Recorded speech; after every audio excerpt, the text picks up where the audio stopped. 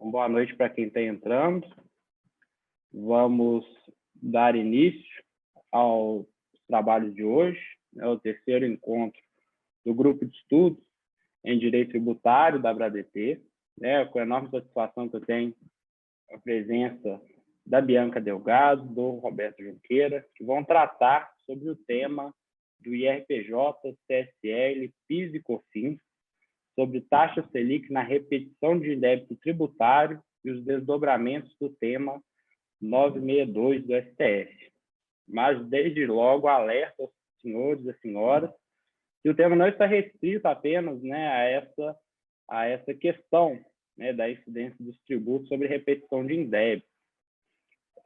Mas esse é um tema que gerou e vem gerando enormes desdobramentos, que oportunamente serão apresentados.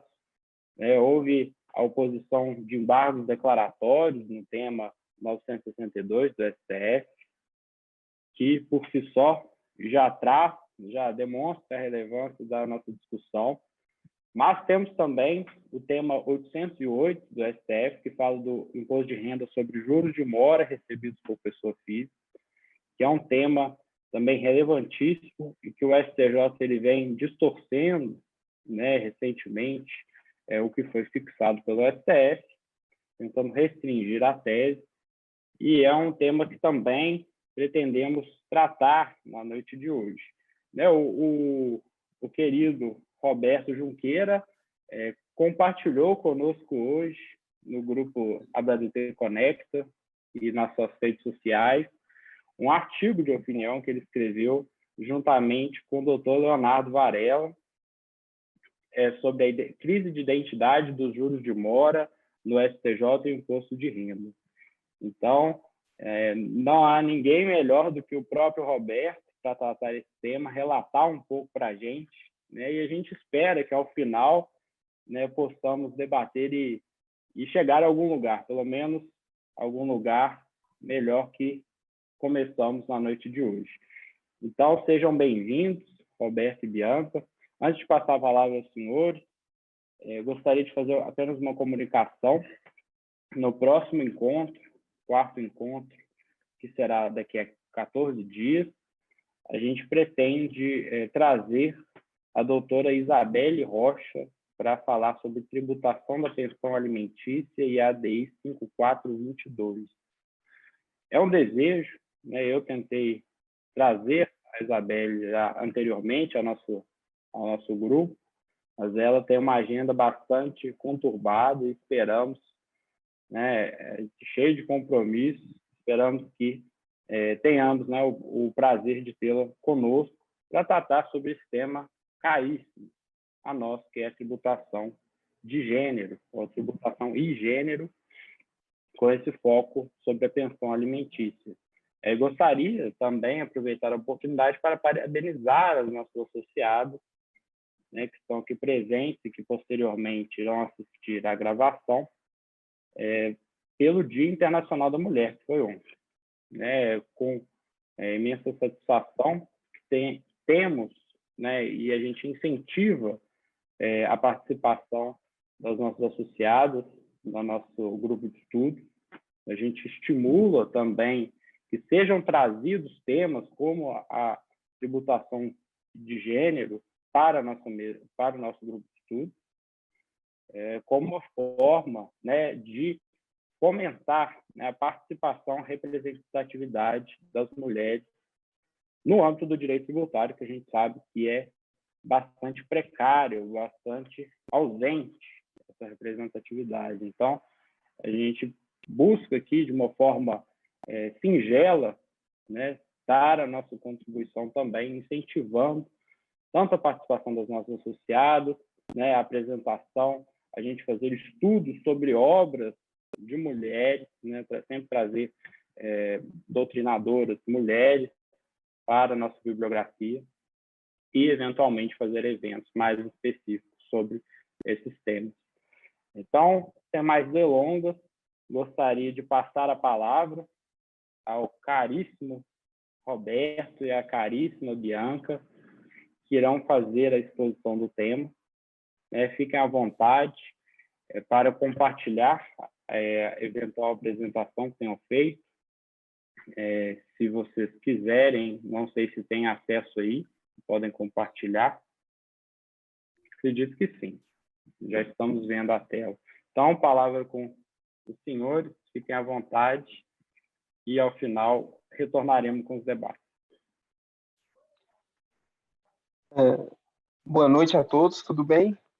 Como o Pedro falou, essa é uma ótima mesa de debates, uma mesa de debates democrática. Eu reforço o que ele falou.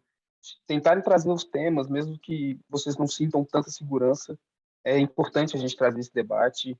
Se sentirem à vontade, é um perfil das pessoas que participam, é um perfil de pessoas mais jovens. Então é sempre muito legal, porque um vai aprendendo com o outro, ninguém tem a verdade absoluta, ainda mais no direito. Eu acho que a verdade nunca vai existir, de fato. Também parabenizo pelo Dia Internacional das Mulheres, a todas presentes, as que ainda vão assistir, e em especial a Bianca, que é a minha chefe, é uma grande fonte de inspiração. Bom, pessoal, o nosso tema de hoje, ele como o Pedro adiantou, o IRC Leak e o Psicofins, é um tema muito complexo, ele tem muitos desdobramentos. O Pedro já até adiantou essa discussão do STJ. A gente teve o tema 808, que acaba que dá origem, a linha argumentativa é a mesma do Toffoli, no tema 962. Então, eu vou tentar abordar, eu vou até compartilhar aqui a apresentação. Eu dividi a apresentação talvez em 3 grandes blocos, que eu posso até fazer uma interrupção, uma pequena pausa, eventualmente para dúvidas, comentários, sugestões. Se vocês querem também que volte em determinado slide, porque vai ter pequenos trechos de decisão, eventualmente vai ter alguma norma, então quem quiser também pode se sentir à vontade, quem quiser interromper, sinta-se à vontade, e é justamente essa ideia do debate ser democrático. Então, os pontos que a gente vai passar é sobre o conceito jurídico de renda, o conceito constitucional de renda, se existe um conceito... Roberto, deixa eu te interromper, porque eu estou vendo a página do PowerPoint da edição ainda. Talvez seja interessante você ir em exibição e clicar para compartilhar naquele modo de tela cheia. É uma opção.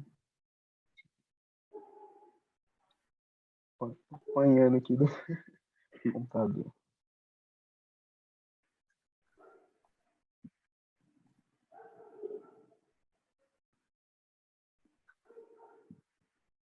Aí, excelente. Bom, então, vamos lá. Vão ser, então, 3 blocos, um pouco para falar do conceito jurídico de renda, falar um pouco como o STF entende essa renda, o que é renda para o STF, historicamente. Trata um pouquinho da natureza do juros de mora, bem superficialmente, porque a gente vai ver que essa discussão da natureza ela vai ganhando desdobramentos dentro do próprio STJ, que vai virando uma confusão.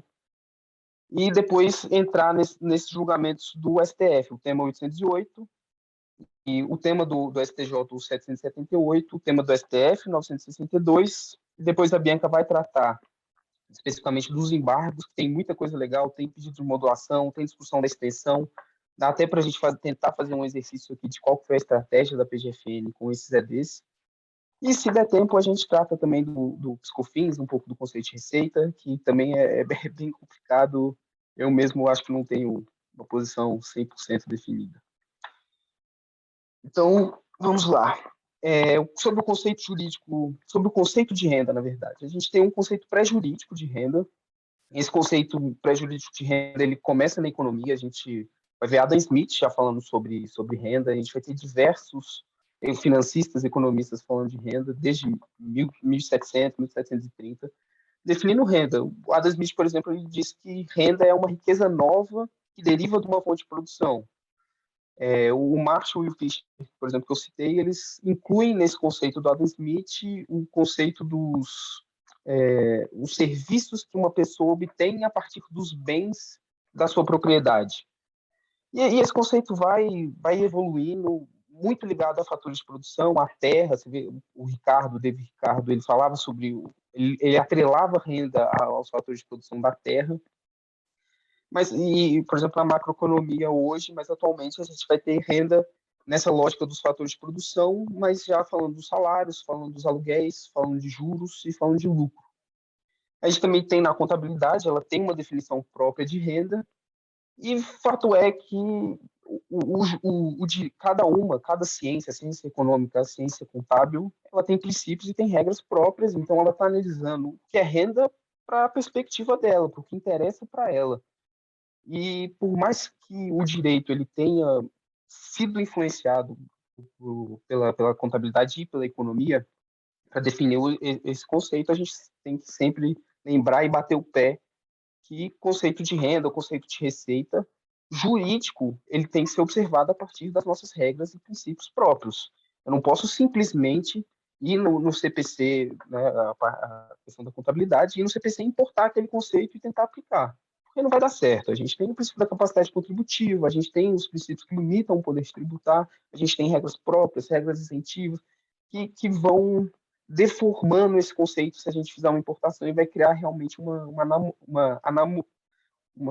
jabuticaba, né? E, bom, então, o que é o conceito jurídico de renda?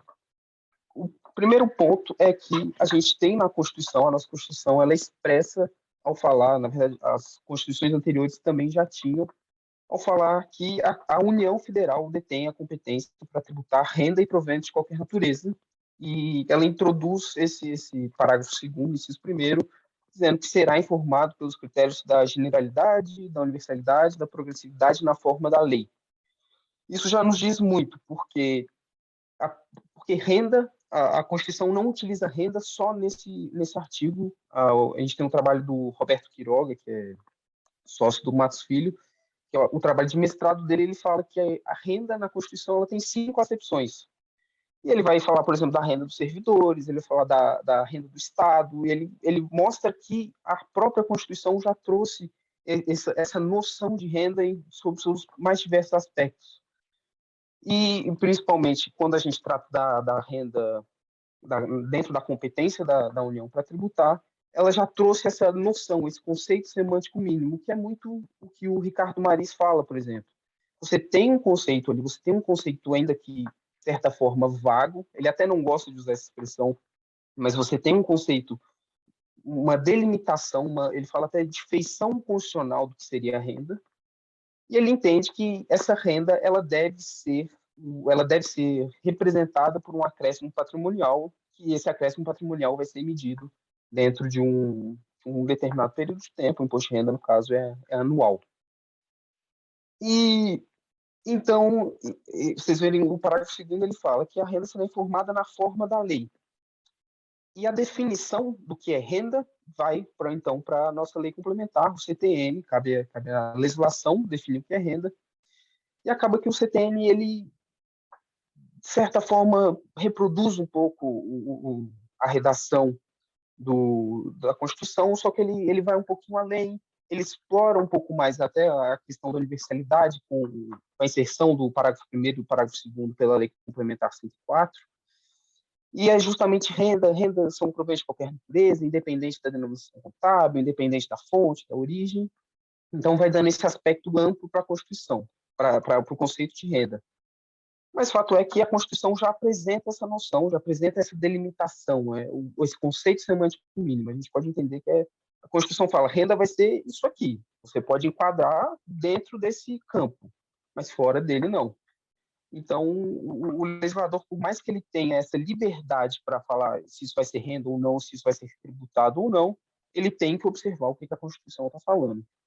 E a partir dessa evolução e das discussões, a gente vê que o STF ele já teve diversos julgados sobre o tema, que eu separei talvez os 3 mais citados, que é o do Carlos Veloso, do Oswaldo Trigueiro e do César Peluso, que eles batem muito na tecla de que renda tem que ser um acréscimo patrimonial, até porque a gente tem que lembrar da capacidade contributiva, tem que manifestar riqueza para o Estado poder me tributar.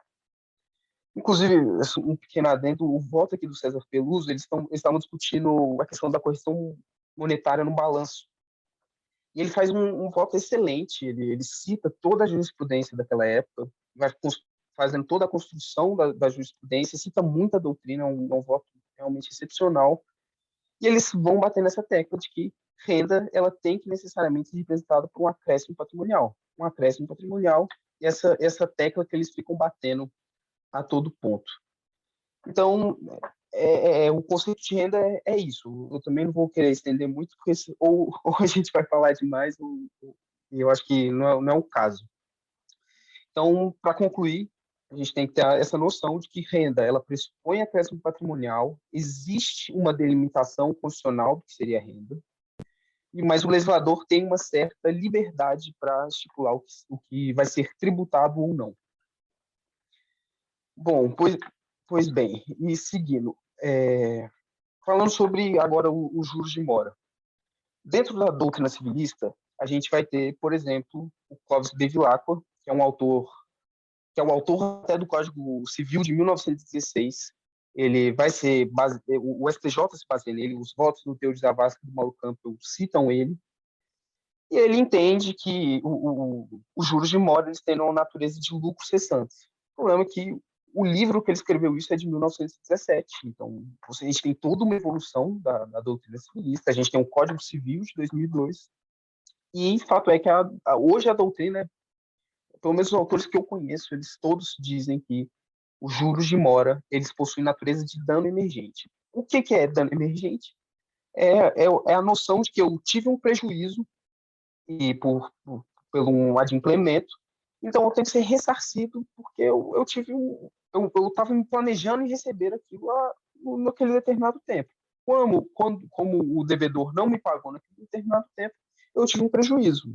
E aí o Arnaldo Risato, ele até, nessa situação, ele fala que a indenização decorre não apenas da não disponibilidade do bem no momento aprazado, mas também dos prejuízos causados ou da falta de fruição das vantagens do bem.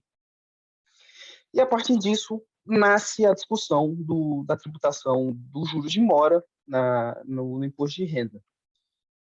Quando os contribuintes, hoje é muito comum, aliás, acho que sempre foi muito comum no direito tributário, a gente questionar, levar ao judiciário essas discussões, eu acho que talvez seja uma característica do ordenamento, né, do mundo jurídico brasileiro, de criar teses, questionar se isso tem que ser tributado ou não, até porque o nosso sistema é realmente muito complexo.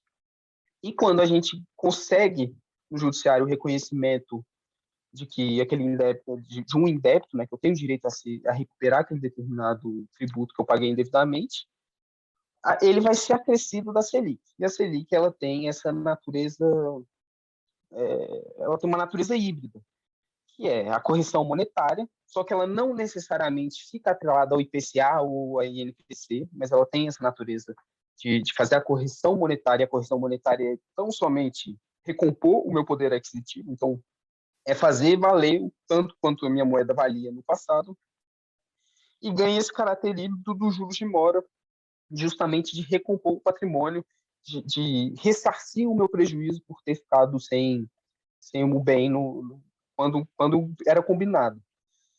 Então, o Hugo de Brito ele tem esse artigo que, inclusive, foi compartilhado na nossa biografia de hoje. Ele é um artigo antigo, acho que de 2002, 2003, e ele já vai, com base nessa doutrina civilista da Maria Helena, do Arnaldo, falar que, olha, então, se os juros de mora são perdas e danos, tem esse caráter de dano emergente, então ele está fazendo essa mera recomposição do meu patrimônio, isso daí não tem como ser tributado pelo imposto de renda. Isso aqui não é renda. Se eu estou apenas recompondo, não tem como admitir que eu tenho um acréscimo.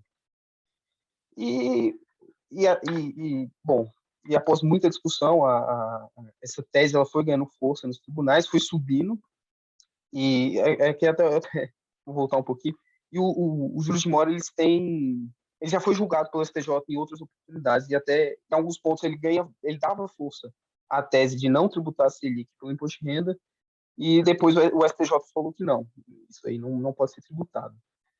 E aqui, por exemplo, o STJ ele julgou a não incidência do IR sobre danos morais, a tributação do IR sobre as indenizações, aqui ele fala, inclusive, dos juros compensatórios e moratórios, é sempre nessa lógica também de avaliar a indenização, né? O regime tributário das indenizações. Aí aqui, nesse RESP, o 1.227.133, ele é um julgamento repetitivo e aqui começa uma grande confusão, porque o Mário Campbell, na verdade, o relator do caso era o Teori Zavascki, ele é bem na época que ele migra para o STF, e o Mário Campbell ele vem bater na tecla de que o STJ sempre, de fato, entendia, muito com base na doutrina do Código Bevilacqua de 1917, que os juros de mora teriam natureza de lucros cessantes. Ele define essa regra, olha, a regra geral, quando a gente for analisar a tributação de juros de mora no imposto de renda, é que isso aqui tem natureza de lucro cessante, então tem que ser tributado.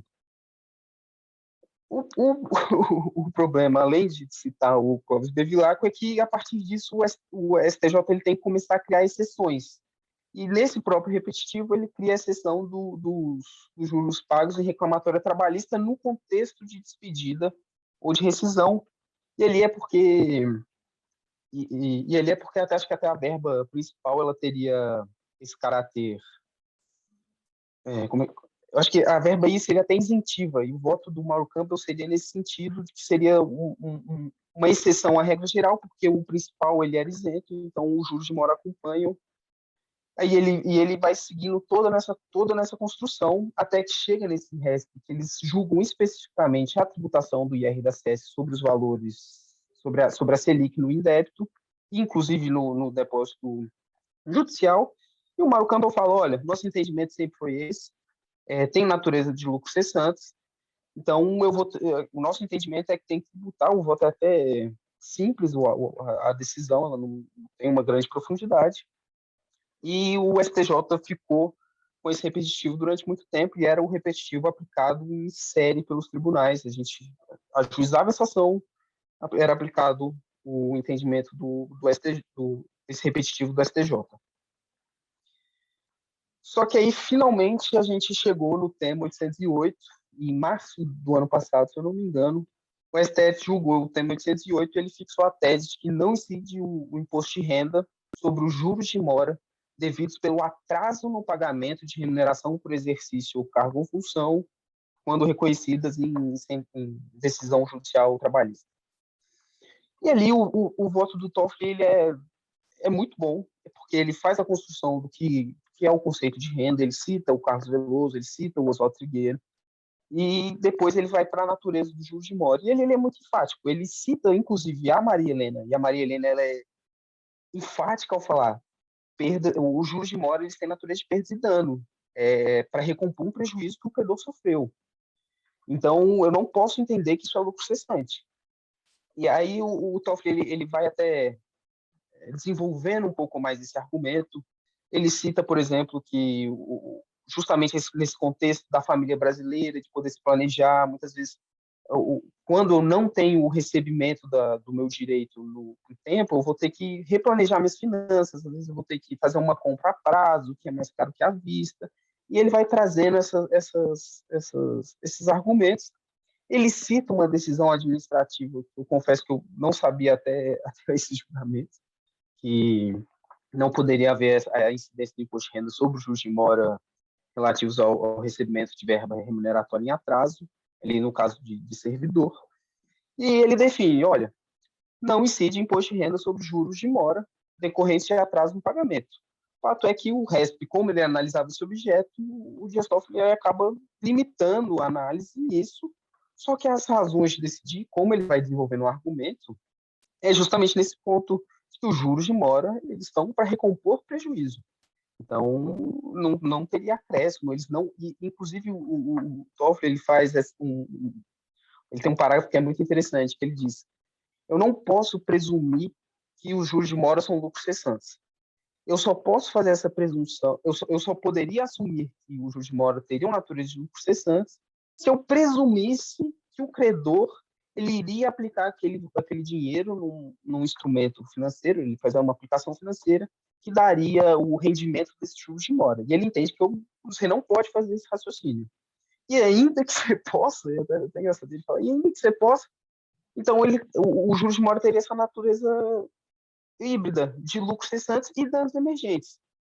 Então, inevitavelmente, se eu for tributar, eu vou estar tributando alguma coisa que é dano emergente. Eu não posso tributar, porque dano emergente não gera acréscimo patrimonial. Aqui mais a título de curiosidade, o Marmendes ele entende que a matéria seria infraconstitucional, ele até cita alguns precedentes da Corte que realmente sempre falaram que não tinha repercussão geral, que eles não analisaram essa questão. Aí ele fala que a natureza do juros de mora é irrelevante para efeitos tributários, o Gilmar Mendes botando. E aí a gente chega na grande confusão, que é quando o STJ, em setembro, se eu não me engano, ou agosto, ele julga o tema 878, que trata do juros de mora em verba previdenciária, se eu não me engano. Deixa eu olhar aqui. Exatamente, sobre os benefícios previdenciários pagos em atraso. E aí começa a grande confusão, porque o Mauro Campbell ele não gostou, acho que, da decisão do STF, e ele tenta, de qualquer forma, manter aquela regra geral dele. E olha, os juros de mora possuem natureza dos lucros cessantes. E esse entendimento do STF, na verdade, é uma exceção. Porque lá o Toffoli está falando do contexto da família. Então, ele na verdade, até está confirmando as regras de exceção que eu já tinha estipulado, e isso mantém a minha regra geral. O voto dele, o voto dele é até interessante, porque ele gasta, o voto dele tem 27 páginas, ele gasta 20 páginas falando sobre o histórico da jurisprudência. Ele fala sobre a tributação efetivamente em 2 parágrafos e acabou. A Regina Helena até tem um voto nesse tema que é um pouco melhor. Ela explora um pouco mais as razões de decidir do Toffoli, realmente é um voto correto. No final, ela comete um pequeno equívoco, porque ela fala que o entendimento do STJ sempre foi de que não haveria tributação. Mas, e nesse ponto, ela comete um equívoco, porque a certidão daquele julgamento repetitivo, ele até leva a esse equívoco. Mas quando você lê o acórdão, você vê que realmente o entendimento do STJ era dessa regra geral de que juros de mora possuem natureza de lucros cessantes. Então, o STJ e o Mauro Campbell ele é vencedor, né, dos ministros acompanham, só a Regina Helena e a Suzete Magalhães não acompanham na primeira sessão, e ele mantém essa regra geral dele. Até ali não tinha sido julgado o tema 962. Mas a partir do julgamento só do tema 808, a gente já vê essa problemática e dá início a essa crise de identidade dos juros de mora. Porque ele entende que, olha, dependendo do evento, dependendo da situação, ele vai ser lucro cessante. Mas, dependendo, ele vai ser o juros de mora vai ser dano emergente, e não vai ter que ser tributado. Então, ele vai criando essa ambivalência do juros de mora, essa dupla natureza do juros de mora que não existe. Eu, pelo menos, não encontrei nenhum doutrinador civilista que aceite essa possibilidade. Ou é dano emergente, ou é lucro cessante. Não tem como admitir que a depender do gosto vai ser um ou vai ser outro. E é até interessante porque esse acordo realmente ele não chama tanto atenção, porque quando ele foi noticiado, o recurso da Fazenda perde. É negado provimento ao recurso da Fazenda. Então, aparentemente, o STJ está ali seguindo o entendimento do STF, só que ele cria essa confusão, e é algo problemático. A gente tem que realmente ver como é que esse tema vai continuar, essa questão do juros de mora e da tributação vai continuar no STJ, nos inúmeros desdobramentos que esse caso pode ter. E aí eu aqui no final até cito que ele fala da incidência dos juros de mora sobre o pagamento de verbas alimentares, ele tem esse caráter de excepcionalidade, que ele não seria lucro cessante só nesse contexto, por causa do contexto financeiro em que se insere a família brasileira. E, bom, aí a gente chega no tema 962, que finalmente o STF veio julgar, até um problema da pandemia, que foi esses julgamentos virtuais, a gente teve um julgamento virtual, então os ministros só subiram o voto, não teve nenhum debate, não teve nada mais aprofundado, mas, de fato, o Toffoli ele quase reproduz o voto dele, ele dá um Ctrl-C, Ctrl-V, tem até uns errinhos de imposto de renda da pessoa física, mas ele quase copia e cola o tema 808. Ele reafirma o que é renda, que ela pressupõe acréscimo patrimonial, ele cita a mesma doutrina da Maria Helena Diniz, ele cita o artigo do de Brito, falando que os juros de mora e a Selic especificamente teria esse caráter de dano emergente. E quando ele vai falar substituir aquela parte que ele fala do contexto da família do tema 808, ele fala as empresas também têm o direito de se planejar, enquanto privadas do seu direito, elas vão sofrer prejuízo. Então, o juros de mora ele tem justamente essa natureza, esse objetivo de recompor, de recompor. Então, se eu tive um prejuízo pelo não pagamento ao tempo combinado, eu vou ser ressarcido. Os juros de mora vão servir, vão ter essa natureza de me ressarcir por esse prejuízo sofrido e recompor o meu patrimônio. E, bom, é basicamente isso. Acho que nem vale a pena estender muito nos pontos do voto agora, até porque a gente vai ter a discussão dos EDs. Se vocês quiserem fazer algum comentário, tirar alguma dúvida, discordar, sintam-se à vontade. Senão, acho que a gente já pode passar para a questão dos EDs, que é uma questão que é muito interessante. Tem a modulação de efeitos, tem a extensão da decisão, e a Bianca vai assumir a partir de agora. E é isso. Se alguém tiver alguma dúvida, pode se manifestar, por favor. Então, vamos lá. Boa noite a todos. Pode deixar os debates para o final. Para o final, né, Pedro? Uhum. Então, vou pegar o gancho, né, da última fala do Roberto. Ele traz, então, o resultado do tema 962 e que a clareza que a gente precisa agora é no sentido de que o Toffoli realmente, mantendo coerência com o julgamento do tema 808, firmou ali o entendimento, isso é claro ali na redação do voto, de que os juros, a taxa Selic, incidente aí na repetição de indébito, configuraria danos emergentes, uma forma de indenização e que, na qualidade de dano, com caráter de danos emergentes, não seria tributado pelo imposto de renda e contribuição social sobre lucro. Obviamente, esperávamos os embargos de declaração da PGFN e, obviamente, com certeza, incluindo a questão da modulação dos efeitos, né? E aí, surpreendentemente, ela trouxe mais questões nos embargos de declaração, e questões que, dependendo da forma que o STF for apreciá-las, mas não é o que a gente espera, o que a gente imagina, poderia até mudar muito a eficácia dessa decisão, que vem mantendo a coerência do STF em relação ao tema, né?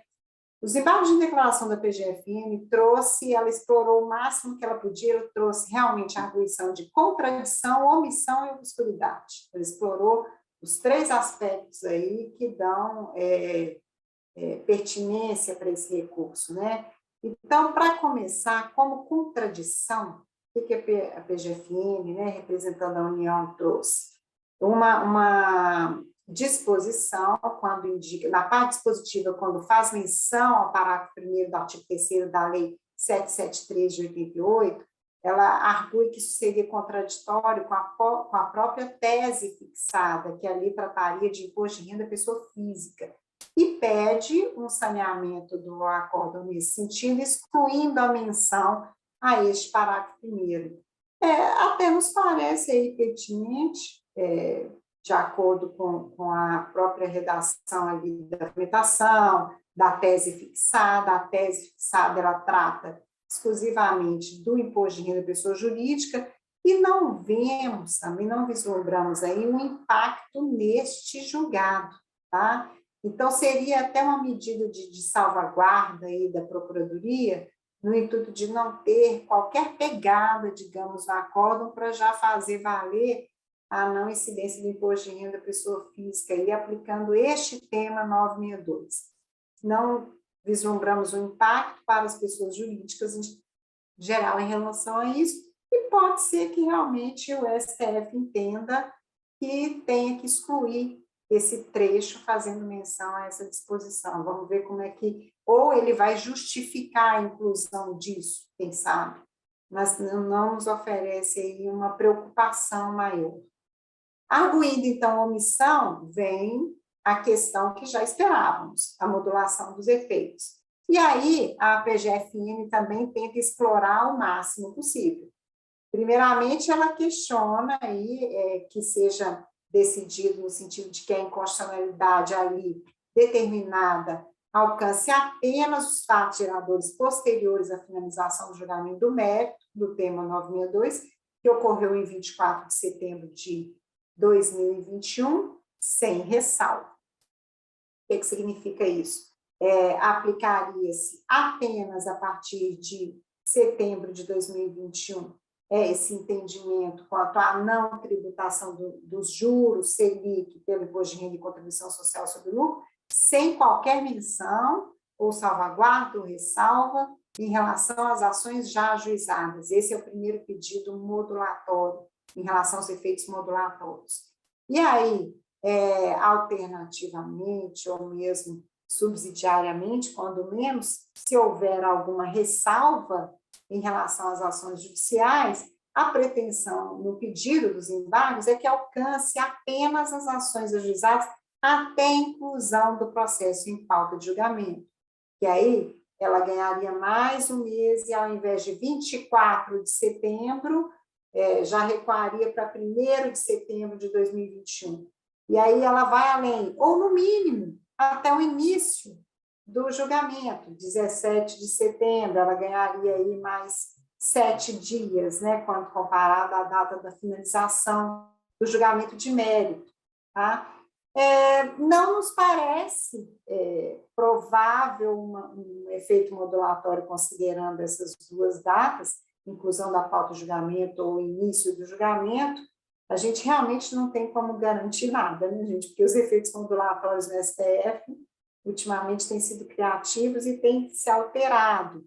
Mas, pela coerência aqui do julgamento, é possível que tenha efeito modulatório, ao ter em vista o entendimento que vinha sendo aí repetidamente aplicado pelo STJ, pelos tribunais, mas se assim for, acreditamos que acompanhe aí a data da finalização do julgamento de mérito, 24 de setembro, e com ressalva as ações ajuizadas até então, né?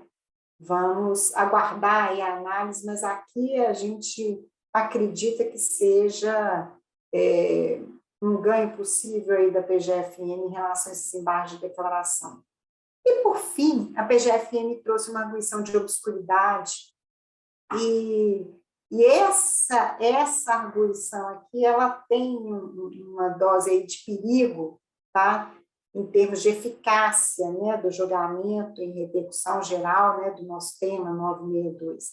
A arguição da obscuridade, ela argumenta que toda a fundamentação que foi trazida ali no acórdão levaria ao entendimento de que a não tributação dos juros aí, o entendimento de que se configuraria uma parcela aí indenizatória na qualidade de danos emergentes, ela se justificaria por um ilícito da fazenda, a mora por parte da fazenda.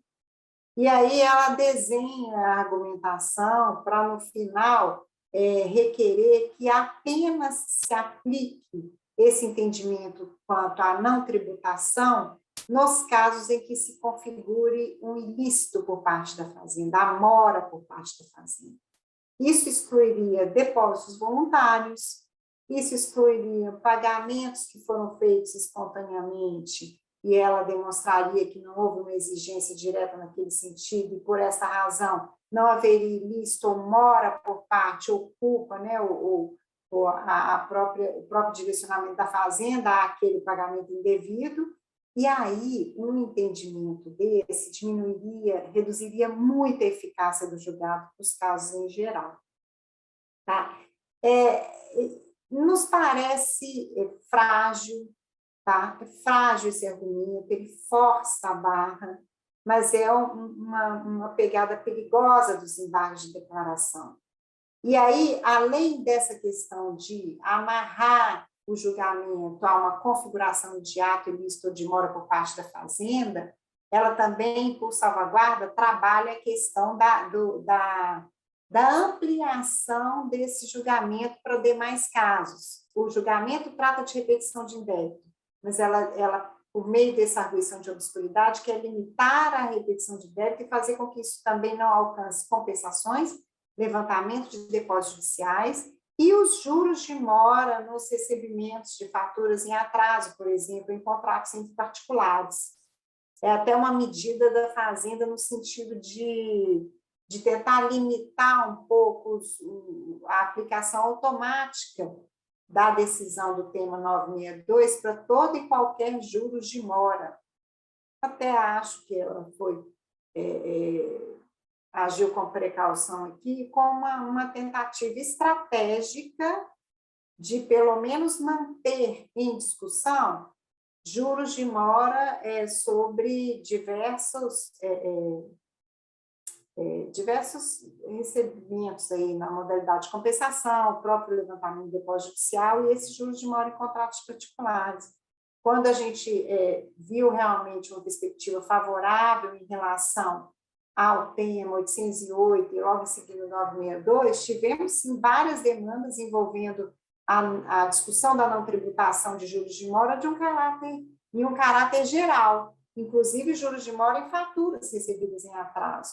E a gente tenta, sim, porque realmente é o mesmo raciocínio, que se aplique esse entendimento quanto ao caráter de danos emergentes dos juros de mora, Selic, para todo e qualquer juros que objetiva aí a recomposição patrimonial, né, naquele recebimento. Então, são embargos de declaração que foram além do que se esperava inicialmente por parte da PGFN. Ela agiu mesmo já com uma visão ampla das ações mais recentes e que vem discutindo a aplicação do mesmo racional do STF em relação à repetição de indébito para outra qualidade de juros, né, de pagamentos em atraso, e ela tenta, então, limitar isso aí. Não acreditamos que a obscuridade aí seja acatada e haja um saneamento do julgado em relação a isso, mas pode ser que o STF, quando menos, fale que tanto o levantamento de depósitos, juros de mora em contratos particulares e na própria compensação, ele traga alguma questão, alguma fala, algum texto que possa demonstrar que essa parte não foi apreciada pelo STF, que essa matéria não foi apreciada, e isso estrategicamente fica favorável à PGFN, pelo menos no sentido de que não vai ser aplicado em geral o entendimento da STF, né? Por exemplo, para os juros de mora, que não sejam nem por Selic, um GPM, um INPC, em contratos entre particulares, a PGFN teria a oportunidade de ficar rediscutindo o tema, ainda que entendamos que o raciocínio tem que ser o mesmo, até para que não haja a pretendida ambivalência que a STJ já vem aí trazendo no posicionamento dele, que em alguns momentos os juros de mora vão ter caráter de lucros cessantes para fins de tributação, e em outros danos emergentes, perdão. Então, os embargos de declaração, eles são estratégicos nesse sentido, principalmente de limitar o alcance do julgamento do tema 962.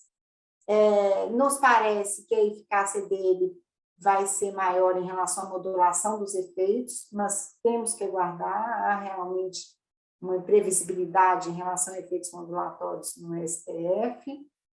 E uma questão que foi trazida aí no slide, que está aí, a tese fixada, se aplica depósitos, faturas, ressarcimento em débito estadual e municipal? Entendemos que sim, mas a gente trouxe essa questão para o debate, para manter aí no radar de todos, porque nós tivemos um caso concreto em que o juiz limitou a sentença dele, ele deu um bom julgamento em relação à incidência de imposto de renda, contribuição social sobre o lucro, inclusive PIS e COFINS sobre repetição de indébito, sobre levantamento de depósito, mas ele limitou a federal, repetição de indébito federal, depósitos federais, e entendeu, depois de embargo de declaração, que assim ele tinha que fazer, porque estaria fora da competência dele a questão do indébito estadual ou municipal. um julgamento absolutamente equivocado, porque está dentro da competência, a gente está discutindo incidência de tributos federais, faz parte da competência da Justiça Federal, e o que se discute é a composição da base, fato gerador, essas questões. Então, está dentro da competência, mas ele ainda assim entendeu que o tema 962 não alcançaria em débito estadual municipal e que ele também não teria competência para julgar isso. Essa sentença, nesse ponto, exclusivamente, inclusive, ela é hoje objeto de apelação e a gente vai ter aí uma apreciação pelo tribunal. Então, isso foi trazido só como alerta de uma questão que foi levantada pelo juiz de primeira instância, ao aplicar o tema 962. Então, nesse ponto, o importante é isso. Agora, permanece o nosso acompanhamento do tema 962, os julgamentos e embargos de declaração são importantes porque vem com a questão dos efeitos modulatórios, nós acreditamos, e porque tem essa obscuridade que a PGFN trouxe estrategicamente nos EBs, e que, caso mal julgada, pode sim limitar a eficácia da repercussão geral. Sobre esse tema, são essas questões que eu queria trazer, tá, nesse debate nosso. Acho que o próximo slide vai entrar em PIS/COFINS, que é reflexo, né, gente? Acho que pode até virar, né, Roberto? Aí, se você quiser falar um pouco, eu faço com vocês, se for o caso. Só pegando um gancho até do que a Bianca falou, essa decisão, essa sentença que a gente teve daqui de Minas, da JFMG daqui, de Belo Horizonte. Ele não trata na fundamentação, ele vem no dispositivo, no finalzinho do dispositivo ele fala o indébito tributário federal. Aí a gente tem que embargar, e aí sim ele traz essa questão. Aí, os municípios dos Estados Unidos são parte do processo, como é que eu vou avaliar o indébito estadual municipal? A gente até brincou que parecia aquelas sentenças antigas do CMS PIS/COFINS, que ele falava, não, eu não posso apreciar porque o CMS a exclusão do CMS PIS/COFINS. Ele se embolou completamente, mas vale a atenção, né? Vale a atenção, inclusive, para os casos que os advogados estejam acompanhando, porque o federal, lá na parte dispositiva, é uma limitação relevante e pode até passar batido ali, né, na apreciação da sentença, porque ela foi muito boa, mas limitou a repetição de débito federal. Exatamente. Bom, pessoal, agora seria entrar estender um pouco esse desdobramento para entrar no PIS/COFINS, conceito de receita, ainda que brevemente, para a gente não extrapolar o nosso tempo, mas eu acho que cabe um debate, dúvidas, questionamentos, sugestões, especificamente sobre o tema 962, até porque a gente tem os EDs, tem essa discussão da modulação, que sempre acho uma questão muito legal, né? Então, acho que a gente pode abrir, né, Pedro? Deixa eu falar um pouquinho de PIS e COFINS.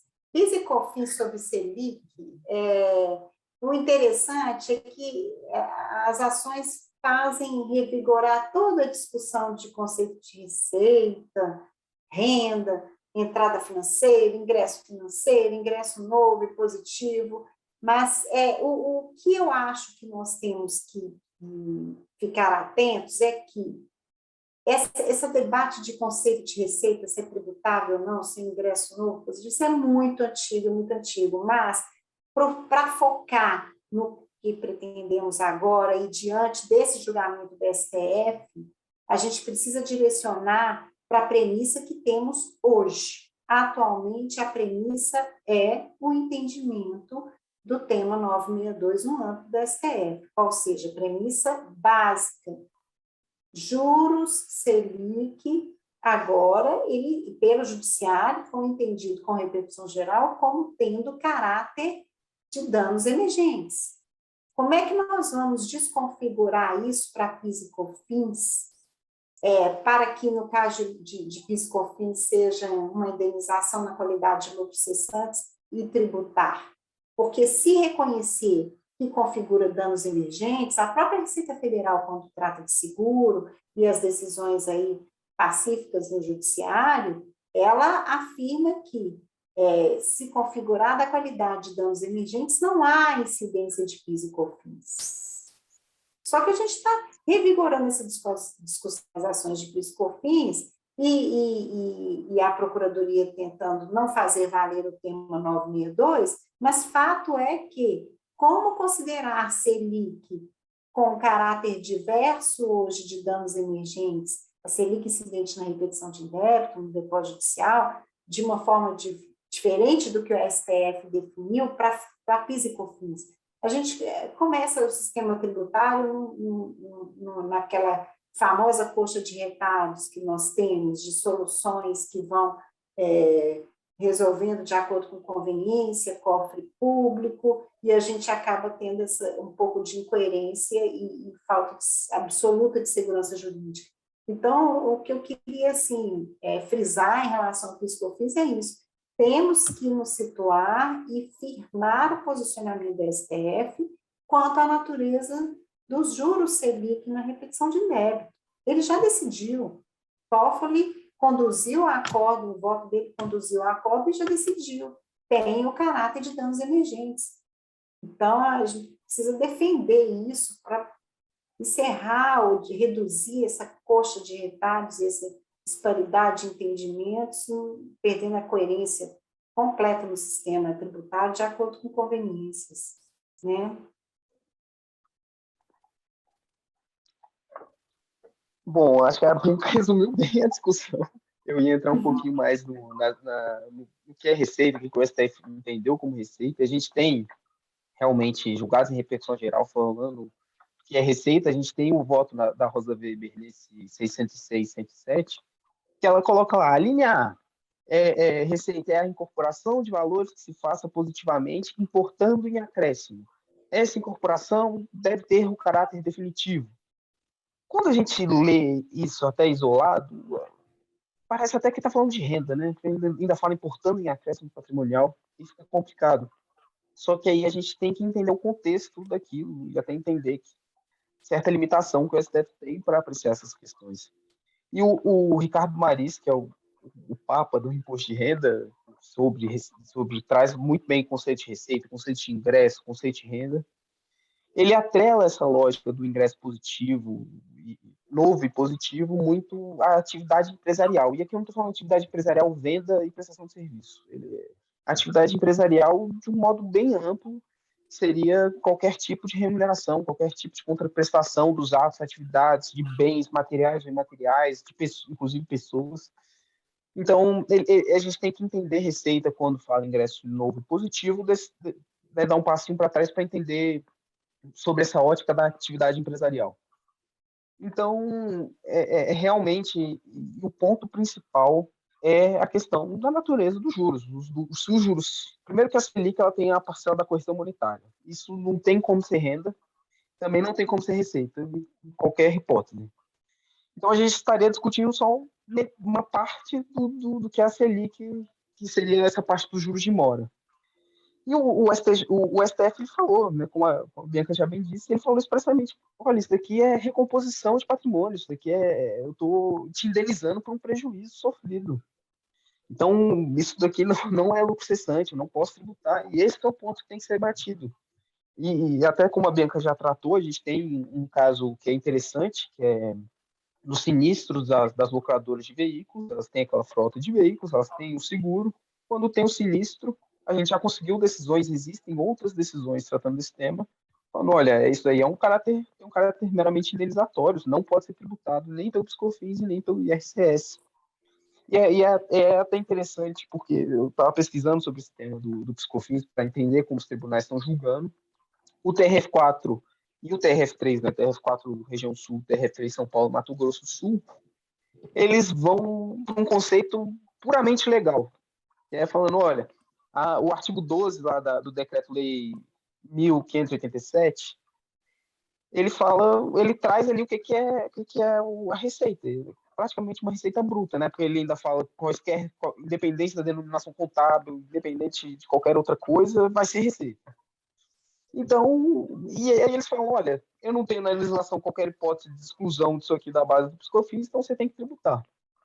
E é interessante que o TRF5, que pega a região Nordeste, a partir do julgamento do STF do tema 962, ele muda seu entendimento, ele começa a aplicar o tema 962 como consequência.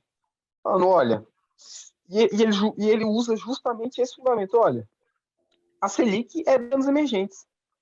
Então, é recomposição de patrimônio, não tem ingresso novo, não tem ingresso positivo, independente da ótica que você olhe. E aqui não tem qualquer acréscimo patrimonial. Então, não tem que ser tributado. E eu até chamo a atenção que, se vocês forem pesquisar, o TRF5 ele tem replicado essa decisão. Só que tem um ponto que é muito complicado, porque o advogado teve uma sorte tremenda no pedido, porque ele colocou não incidência do IRCS, PIS, COFINS, sobre os juros de mora, incidência na repetição do indébito, depósitos judiciais e aplicações financeiras. E o desembargador ele vai na fundamentação, ele copia esse trecho, ele dá o provimento nos termos da fundamentação, ou seja, ele está dando inclusive das aplicações financeiras. Aí a gente entende até que, calma aí, a aplicação financeira já é um pouquinho forçado, porque a aplicação financeira ele é um ato de vontade seu, ele está dentro da sua atividade empresarial, você busca a aplicação financeira muitas vezes pensando nos, nos investimentos que são atrelados, são indexados pela Selic, você já busca justamente aqueles juros, aquela taxa básica de juros para o investimento que você coloca inicialmente ter esse rendimento sobre a Selic. Então, sobre as aplicações financeiras, realmente fica uma questão mais complicada, porque você tem esse ato de vontade, é você que está buscando aquela Selic e você não tem qualquer prejuízo, né? Aquela Selic não está vindo em razão de um prejuízo para te indenizar por um prejuízo sofrido ou para recompor o seu patrimônio. Você que optou por colocar num título que vai render a Selic. Então, a opção é sua, meu amigo. O que render a partir daquilo ali é renda, é receita, tributa e é isso mesmo. Eu acho que bom, acho que é isso. A gente tentou ser mais curtinho, já deu 1 hora falando, acho que vocês já estão até cansados da minha voz. Bom, e é isso. Eu acho que agora o debate que vale mais a pena, né? Muito obrigado, Roberto. Muito obrigado, Bianca. Parabéns pela exposição de vocês. Uma exposição bastante clara, bastante didática. Eu espero que que os nossos demais participantes também tenham gostado e tenham vários pontos para debater. Eu, pessoalmente, eu anotei aqui quase duas páginas inteiras de questões.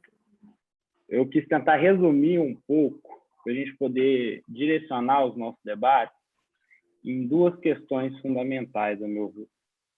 E aí eu vou abrir a palavra para aqueles que tiverem interesse e até mesmo os próprios expositores darem sua opinião novamente. Primeira questão que me parece ser muito fundamental é justamente o que o Roberto disse, a definição da natureza jurídica dos juros de mora. Para mim, isso é fundamental, para a gente poder até mesmo criticar as decisões do STF. A gente concorda ou não? A gente está aqui no espaço acadêmico, né, um espaço aberto, e a gente, ainda que sejamos, né, em grande maioria aqui advogados, não temos necessariamente nesse ambiente, né, a obrigação de concordar com o posicionamento do contribuinte, mas de questionar, né, esse entendimento, ele, de fato, ele faz sentido com base na Constituição, com base na lei complementar, e para isso a gente precisa dar um passo atrás, que é compreender qual é, de fato, o conceito de renda, que justamente o Roberto trouxe bem em sua exposição. Né? Renda pressupõe disponibilidade e pressupõe acréscimo patrimonial. Acréscimo patrimonial, para mim, é o ponto-chave da questão. Esses juros de mora, ele implica acréscimo patrimonial ou não? A gente consegue responder taxativamente, né, qual é a natureza jurídica desses juros de mora? Ele sempre vai ter danos emergentes? Eu tenho minhas dúvidas em relação a isso, né? Aí talvez um primeiro ponto de divergência em relação à exposição, muito bem apresentado, mas será que sempre o juros de mora vai ser uma forma, né, de restituição, de ressarcimento em face de um dano emergente? Será que em nenhum caso é possível que seja, né, que assuma a natureza de lucro-cessão?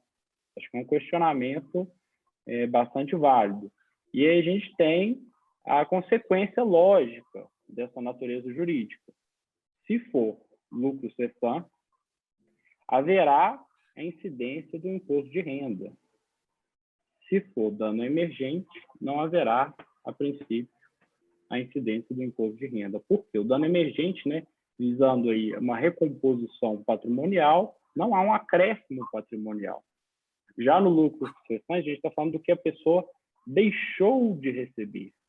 Se ela deixou de ter renda, ou seja, ela teria renda, e a partir do momento que ela obteve esse ressarcimento, obteve esses juros, ou esses lucros cessantes, ela teve o acréscimo patrimonial. Então, seria uma consequência lógica assumirmos isso. Mas, quando a gente olha para os juros de mora, a gente tem esse dilema. É danos emergentes ou é lucro cessante? E é a consequência tributária que vai decorrer daí. E a gente tem também a questão do PIS/COFINS, né? Será que, se a gente adotar o entendimento do STF de que receita seria todo ingresso novo e positivo, um pouco parecido com o próprio conceito de renda, né? O acréscimo patrimonial, não seria possível falar, né, em PIS/COFINS nesse caso. Então, a gente tem essa consequência, e essa consequência é uma consequência de definir a natureza jurídica dessa parcela. Então, acho que um primeiro ponto para debate, eu gostaria aí, se os demais associados quiserem participar, quiserem dar a sua opinião, será que sempre vai ser danos emergentes ou a gente pode ter casos concretos que seja, de fato, lucro cessante? E um segundo ponto que me parece ser muito importante nessa discussão é definir o alcance dos precedentes do STJ. O nosso querido presidente, Walter Lobato, estivesse aqui, eu aposto que ele iria comentar isso, né, que é um tema de sua afeição, a questão dos precedentes, né? Qual é a razão de decidir desses precedentes? Será que a gente consegue extrair, né, desses precedentes uma aplicação ampla para quaisquer situações em que haja repetição do INDEB, por exemplo, no caso do tema 962? Seria aplicável, de fato, a INDEBs federais, estaduais, municipais? Aplicar também a pessoas físicas e pessoas jurídicas? Ou será que é só restrito a pessoas jurídicas? E o tema 808, que fala dos juros de mora da pessoa física, será que também dá para aplicar a qualquer hipótese de juros de mora? Qualquer hipótese de juros de mora, a gente vai entender que é danos emergentes. Então, uma coisa é a gente analisar, de um ponto de vista acadêmico, qual que é a natureza jurídica desses juros de mora. Outra coisa, ao meu ver, é olharmos para os precedentes, extrairmos, de fato, as razões de decidir, e daí a gente consegue aplicar ou não, né, esse entendimento do STF para outros casos. E me parece que o STJ ele fez uma certa distinção, talvez, né, a meu ver, de forma não possível, né, ou de forma a extrapolar até ou não observar as razões de decidir do STF, né, tentando restringir a aplicação do precedente. Isso é muito grave, né? Se a gente tem um precedente em repercussão geral, ele deve ser, de fato, observado também no âmbito do STJ. E aí, eu gostaria de propor exatamente essas duas questões, né? Primeiro, se vocês concordam com a natureza jurídica dos juros de mora ser sempre danos emergentes ou vai depender do caso concreto. E a segunda questão, se esses precedentes de fato podem ser aplicados para quaisquer situações em que tenhamos juros de mora e que tenhamos taxa Selic na repetição de INDEB, ou se o precedente ele possui a aplicação restrita. Esses dois questionamentos que eu gostaria de ouvir os senhores. Quem quiser se manifestar, não, próprio Roberto aí, própria Bianca podem comentar de novo. Vamos lá.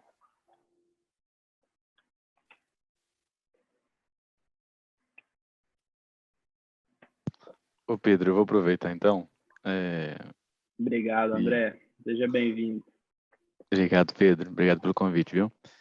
E eu achei muito interessante o final, acho que e casa um pouco com a minha análise sobre essa sua ponderação que o Roberto colocou sobre a questão do investimento, né? Dos investimentos, das aplicações financeiras. Para mim, casa um pouco com isso. Eu confesso a vocês que eu estou pensando aqui, nesse momento, nos últimos 15 minutos, e não estudei, então eu preciso de pensar melhor, né? Fazer aquele raciocínio em celulose. Mas o que me incomoda muito nessa discussão toda é que eu sinto que, às vezes, há um pouco de análise de uma subjetividade, em que você busca a subjetividade do porquê a pessoa entende que é direito dela de ter aquele juros de mora garantido. E na minha análise de como o sistema funciona, essa subjetividade não poderia se encaixar. Então, eu tenho muita dificuldade de ver o juros de mora realmente como lucro cessante. Eu vislumbro ele definitivamente como uma retribuição uma correção, né? Seria uma espécie de correção pelo que a pessoa deixou de receber. E, de fato, não há acréscimo patrimonial, não há onerosidade, não seria dentro do âmbito constitucional do imposto de renda, não. Então, minha visão, eu traria para esse ponto, essa análise que há ou não há de que se aferir uma subjetividade ao pleitear aquele crédito, aquele valor que a pessoa busca judicialmente. E aí, se alguém tiver algum exemplo concreto aí para poder me quebrar mais ainda, eu vou ficar muito feliz. Mas, nesse momento, eu diria que eu não vislumbro muito essa possibilidade de ser lucro cessante, não. Pior que, André, que eu concordo com você. O problema é que o Pedro, ele fala essas coisas e ele coloca a casca de banana pra gente escorregar, pra gente falar, não, é dano emergente em todo momento. Aí ele vai lá e traz um exemplo. E a gente fala, caramba, aqui.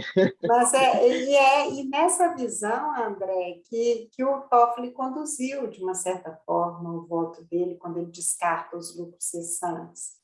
E eu Porque a gente achei... ia ficar conjecturando qual que seria, o que ele teria ganhado se tivesse mantido aquele recurso financeiro em mãos próprias, né? E, na verdade, eu só acho que a gente poderia levar para esse lado num contrato particular, por exemplo, em que a gente tivesse um juros de mora fora do patamar, que virasse uma indenização mesmo, além da própria recomposição do poder do patrimonial e recuperação do poder aquisitivo da moeda ali, né? Poxa, o contrato foi inadimplido e tem 5 anos, 3 anos, melhor dizendo assim, para a gente não entrar em outra discussão, 3 anos de inadimplência e eu vou receber agora o mesmo valor nominal. Há uma perda, sim, há uma perda do poder aquisitivo daquele recurso, há uma perda em termos de moeda, e aí a atualização daquilo, os juros de mora, num patamar de atualização monetária, não tem como tratá-lo como lucro cessante. Eu estou recompondo, eu estou recuperando compensando aquele prejuízo por não ter recebido, por não ter estado com aquele recurso há mais anos, né? A Selic, ela tem um pano para manga aí, porque ela tem no índice dela tanto uma correção monetária como nos juros uma espécie de penalidade aí. A gente sabe disso. Mas é impossível você decompor isso, saber exatamente. E acho até que essa discussão era maior antigamente, quando a gente tinha uma Selic maior, né, gente? Não tem essa realidade como antigamente. Mas aí você tem... Hoje a Selic aumentou, né? É realmente esse problema, né? Porque às vezes a Selic, ou ela está muito acima da inflação, ou às vezes ela está muito abaixo, né? Por exemplo, ano passado a Selic mas fato é que é um índice para atualização, né? Que é empregado pela própria União, estados e municípios, alguns municípios não, mas vários estados já, para a atualização monetária ali, não é a penalidade. A penalidade vem com a multa, vem com outro caráter. Então, da forma que a gente tem hoje esse índice com esse objetivo de atualização, eu não vejo outra saída objetiva, André, que é o que você falou, para mim é tudo, objetividade e coerência, porque senão a gente tem realmente divagações, você fica convencido parcialmente para um lado, convencido parcialmente para o outro, e vira essa coxa de retalhos. Esse entendimento por conveniência e fazendo diferenciação onde não tem, né? Tem questão do PIS e COFINS, que eu tenho até receio do que vai dar, né? PIS e COFINS seguir um outro caminho aí, e a gente ficar, gente, mas não estou entendendo a lógica disso, né? Com certeza. Eu vi que o Pedro levantou a mão, mas deixa eu só acrescentar mais uma pimenta. E os estados que não atualizam pela Selic, que vão atualizar por outros índices, e aí, como é que nós vamos lidar com esses outros índices? E aí, se você tiver um índice, e município que atualiza às vezes por INPC, que são índices que eu acho até que geraria menos controvérsia. Seria aí a absoluta atualização monetária, né? Então... Vou passar a palavra. Vamos lá. Vou passar a palavra para o Pedro. Antes disso, eu queria só comentar, né, em virtude da intervenção da Bianca, que na nossa bibliografia a gente tem um texto do professor André Mendes com o Pedro, e nesse texto ele faz essa sugestão, que ao vislumbrar que a taxa Selic possui uma natureza dúplice, ou seja, tanto de juros de mora quanto de atualização monetária, que ao menos fosse deduzida, né, desse imposto de renda o montante da correção monetária. E aí poderia se utilizar, por exemplo, o INPC, né, um outro índice de correção, para poder tentar segregar essa parcela. O STF entendeu que seria nada, né? Nada seria tributado. Me parece uma solução melhor, pelo menos do ponto de vista prático, do que essa dedução. Vai lá, Pedro, bola sua. Não, vamos lá, pessoal. Eu era bem no assunto que vocês estavam tratando. Eu queria primeiro parabenizar a Bianca e o Roberto. Um tema aí que está bem em pauta, tem vários nuances aí, algumas controvérsias, mas eu concordo com a exposição desse ponto, que eu não entendo que tem uma receita nova aí que justifique a tributação. Até entrando nesse ponto de subjetividade de vocês, eu pesquisei aqui rapidamente, sustentam que a Selic tem essas duas composições, né, tanto atualização quanto juros. Já que para tratar de subjetividade, vamos pegar 2021, a atualização pelo IPCA ficou maior que a Selic. Então, qual que é o prejuízo de considerar uma forma ou outra? Pior ainda, vamos considerar IGPM, o boom que teve nos últimos anos. Então, a gente está tratando de um valor aqui que, lógico, teve um período de alta, mas na prática a gente vê que ele é utilizado como fins de atualização monetária. De atualização monetária. Ele tem Boa provocação. Essa característica dúplice aí, né, que tem essa composição, e apesar das sustentações, mas eu de fato desconheço, a gente tem essa informação de que até que ponto dentro dele está quais valores, né? A gente sabe que é apresentado lá pelo CEPOM, enfim, tem esse ponto. E esse caso, enfim, tem me trazido bastante preocupação aqui no dia a dia, que eu vejo que muitas empresas têm depósitos judiciais, o fato de não ter sido analisado, voltando um pouquinho na apresentação, a questão dos embargos aí que talvez serão analisados, é que muitos clientes, a gente tem pedido isso, mas tem essa incerteza ainda qual que será a extensão desse julgamento, né? Da compensação, do débito, enfim. Os juízes, por exemplo, nos casos que eu tenho visto, têm aplicado sobre a repetição do débito em si, de forma genérica. Mas o que está dentro dessa repetição do débito? Eu faço mandado de seguranças que me reconhecem o direito de compensação. Lógico, entendo que esteja dentro dessa repetição de débito, porque você também não faz essa distinção do que seria isso.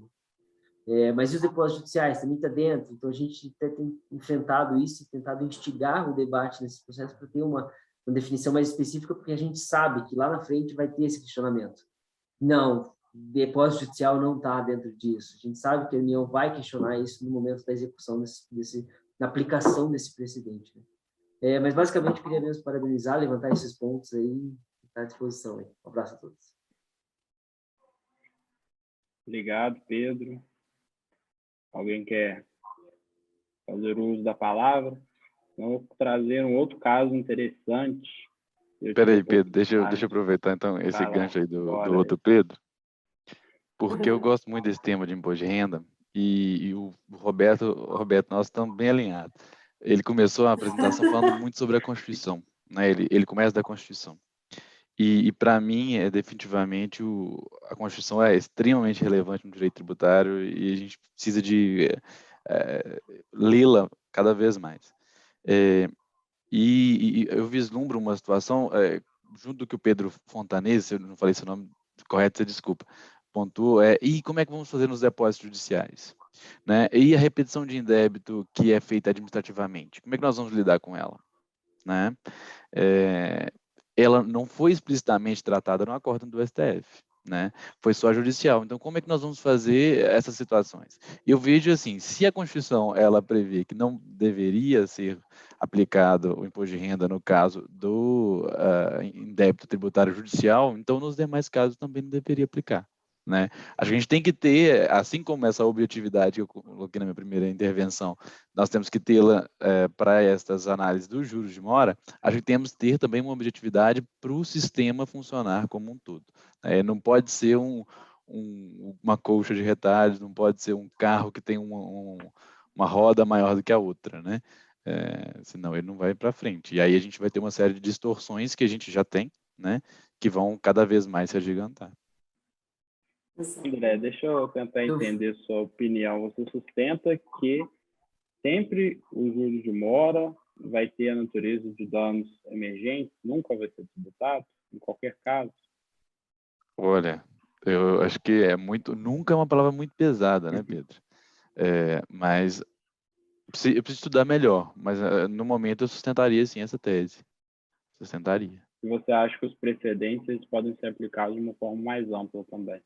Com certeza. E porque esse precedente do Toffoli, ele é muito bom. Eu achei ele muito bom. Sinceramente, ele destoou de uma série de outros precedentes sobre imposto de renda que a gente tem. Parece de uma hora para outra o céu desanuviou e os negócios ficaram muito claros. Então, assim, acho que poderíamos aplicar. Para aqueles que acham que a discussão está complicada, vou complicar um pouquinho mais. Até o momento, estamos tratando do patrimônio material de uma pessoa física ou jurídica. Mas e quando falamos do patrimônio imaterial? Será que há incidência do imposto de renda sobre danos morais, por exemplo, que visam recompor o patrimônio imaterial? Mas é indenização, né? Aí não vai ter acréscimo patrimonial. Indenização por dano imaterial. Ou seja, do ponto de vista objetivo, o patrimônio não foi alterado. O que foi alterado? O patrimônio imaterial. Será que quando a gente fala de acréscimo patrimonial para fins de imposto de renda, estamos restritos à ideia de um patrimônio material? É uma discussão. E o STJ ele pacificou, né, que não há incidência do imposto de renda sobre indenização por danos morais.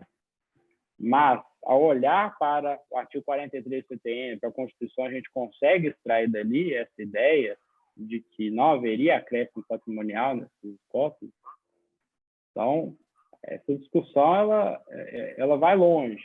Né? E aí a gente volta aqui para a nossa discussão do patrimônio material e tenta restringir, né? Ou tenta buscar o que seja uma solução a nosso ver, certa, né, do que seria a aplicação desses precedentes. Eu, honestamente, eu entendo que não seria possível aplicar esses precedentes de uma forma ampla e restrita, ainda que goste deles, né, na perspectiva como advogado, como contribuinte, né, e ainda que eu entenda que eles sejam corretos, mas precisamos fazer esse recorte, né, quando a gente fala, por exemplo, dos juros de mora de pessoa física, que teria uma natureza de danos emergentes. Me parece que esse precedente, né, a razão de decidir está muito vinculada a essa circunstância fática. Mas eu sei que isso é um tema polêmico, né, vou passar a bola para o nosso querido Roberto. Eu queria, na verdade, concordar com o Pedro e com o André. Realmente, esse ponto quando você vai ver os índices, né, com diferencia. Às vezes a Selic vai ser muito maior, às vezes a Selic vai ser muito menor do que a inflação. Ou seja, às vezes eu não estou nem tendo de volta o meu poder aquisitivo. Então é realmente muito complicado. E aí a gente volta no ponto do Toffoli, de que, não, os juros de mora aqui é danos emergentes. E eu até perdi o gancho do André, ele falou alguma coisa interessante, só que agora eu esqueci. Se eu lembrar, eu volto. Deixa eu aproveitar aí, então, levantar um pouquinho. Como eu tinha dito, até resgatando, eu restringiria também. Eu concordo um pouco com o Pedro, que eu acho que a gente não pode simplesmente, a partir desse julgamento, aplicar restritivamente para todo qualquer juros Selic, né, nesse caso, a tributação do imposto de renda. E aí, limitando ao caso de análise ali, eu recordo que o próprio artigo 165 ele não faz a distinção, voltando àquele debate nosso sobre compensação, restituição e tudo mais, ele trata exclusivamente sobre o pagamento indevido.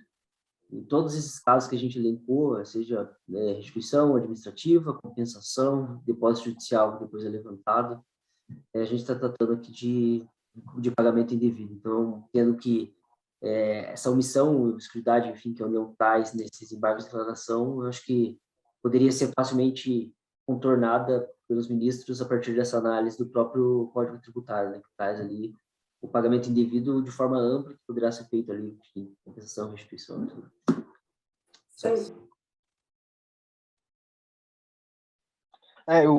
Eu lembrei o ponto que o André fala do precedente, eu acho que até o Didier que fala que quando há uma fixação de tese, há uma fixação de uma norma precedente, essa norma precedente, ela inclusive deve ser entendida, é uma regra de aplicação ampla que inclusive cabe para casos análogos.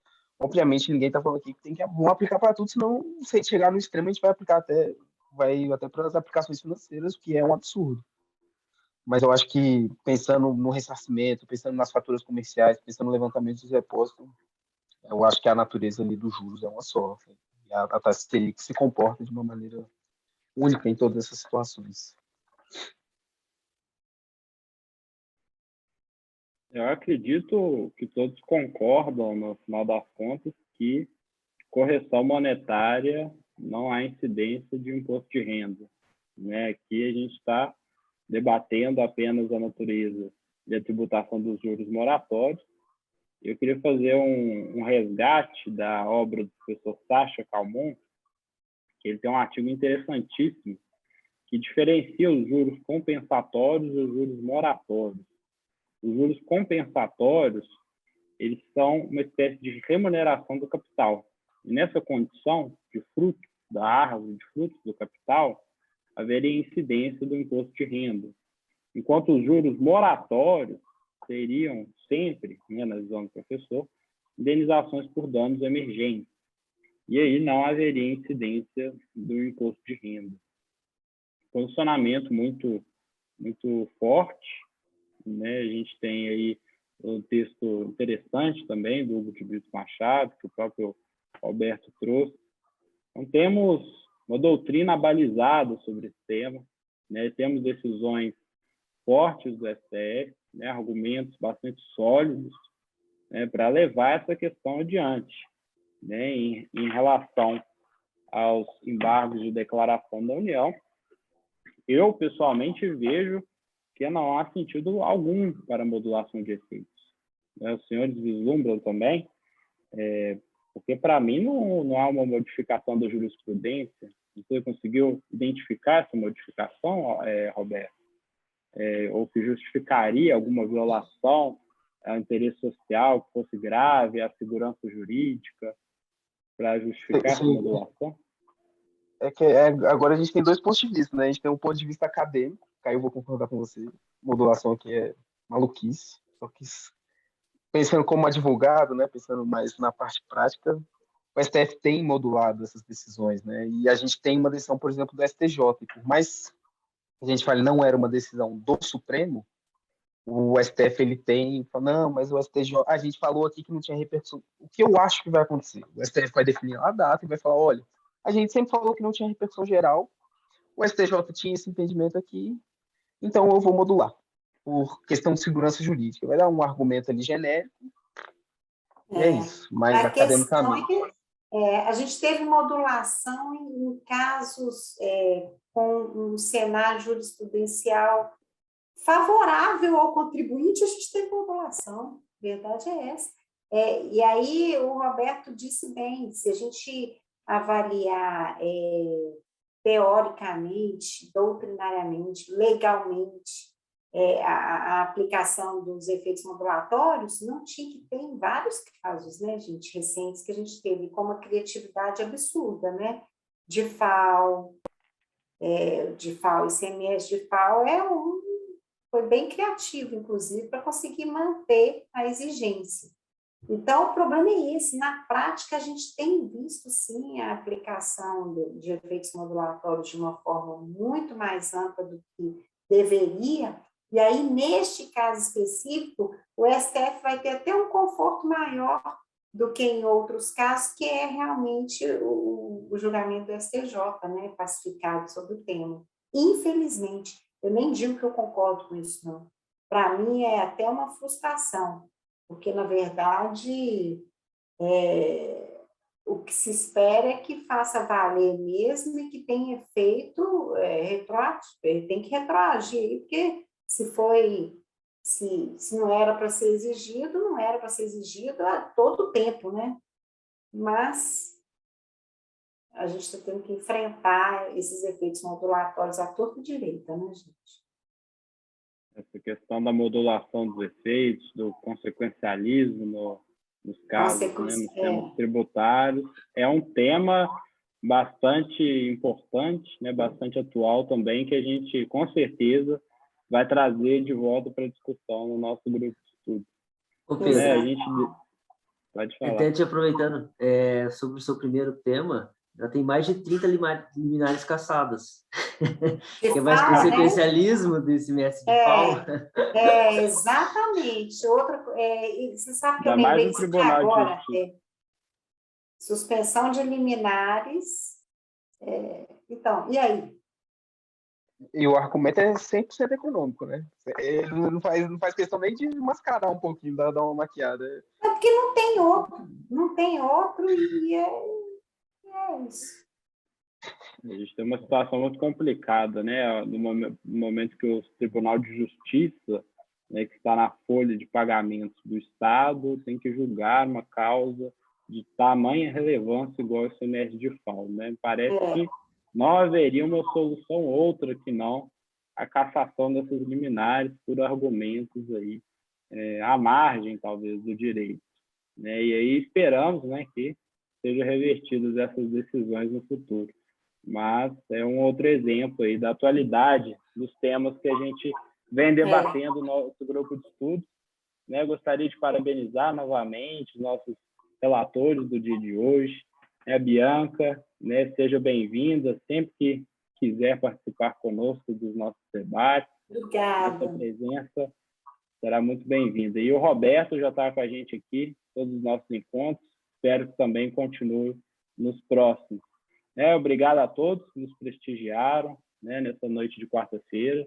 Sei que todo mundo poderia estar fazendo diversas outras coisas, né, poderia estar descansando, mas preferem vir aqui estudar, debater direito tributário, que é o que a gente gosta de fazer, né? Eu gosto de fazer, eu faço isso nas minhas horas vagas, né, e espero que o grupo esteja acrescentando também alguma coisa a vocês.